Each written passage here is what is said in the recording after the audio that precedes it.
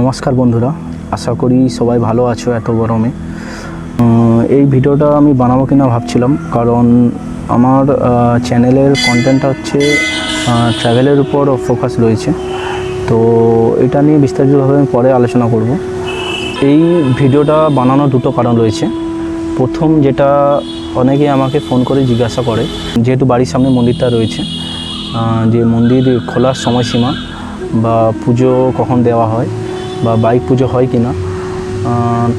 আরেকটা যেটা কারণ রয়েছে সেটা হচ্ছে অনেকেই কলকাতা থেকে ফ্লাওয়ার অফ ভ্যালি ঘুরতে আসা হয়, তো অনেকেই হয়তো মন্দিরটা সম্পর্কে হয়তো জানে না। মন্দির নিয়ে দু একটা ভিডিও রয়েছে ইউটিউবে, দেখলাম পাঁশকুড়ারই একজন বানিয়েছে, ক্রিয়েশন নামে হয়তো চ্যানেলটা আছে, আপনি গিয়ে ওখানেও দেখতে পারেন। ভিডিওটা ভালো করেছে। ভিডিওটা অবশ্যই পুরোটাই দেখবেন, আর ভিডিওটা যদি ভালো লেগে থাকে লাইক আর শেয়ার করবেন।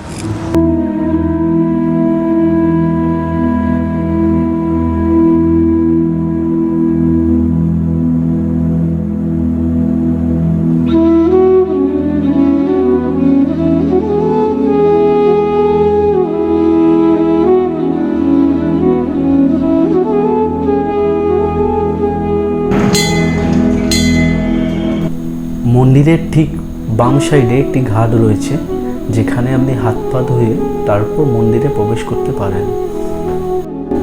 এখানে গীতার যে সারাংশটা সংক্ষেপে লেখা রয়েছে।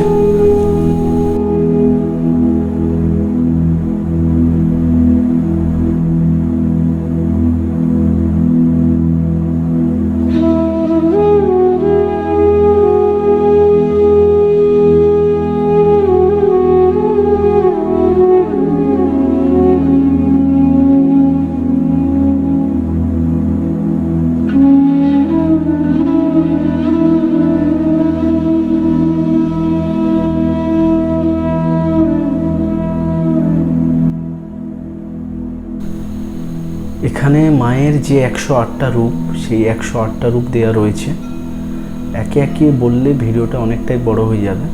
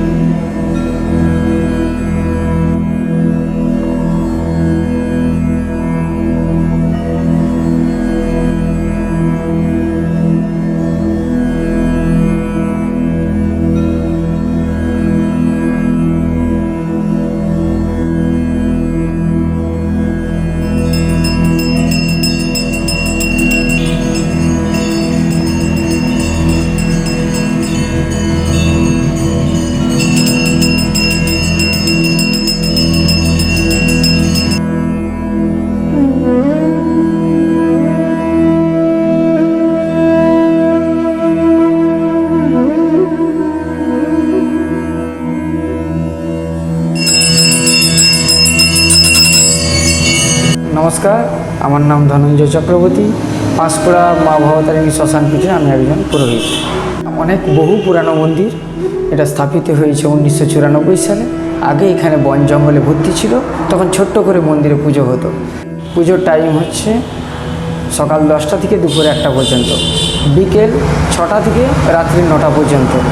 এর মাঝখানে বৈশাখ মাস বা থেকে শুরু করে চৈত্র মাসের মন্দিরে সবসময় বিয়ে হয়, প্রতিনিয়ত বিয়ে হয় এবং লগ্ন যেগুলোতে থাকে সেগুলোতে বিয়ের চাপ বেশি বাড়ে, এবং গাড়ি পুজো, মন্দিরে বা বড় গাড়ি পুজো, মোটরসাইকেল পুজো, সব কিছুই যাবতীয় সনাতন ধর্মের যা কিছু কাজ সব কিছু কাজ করা হয়।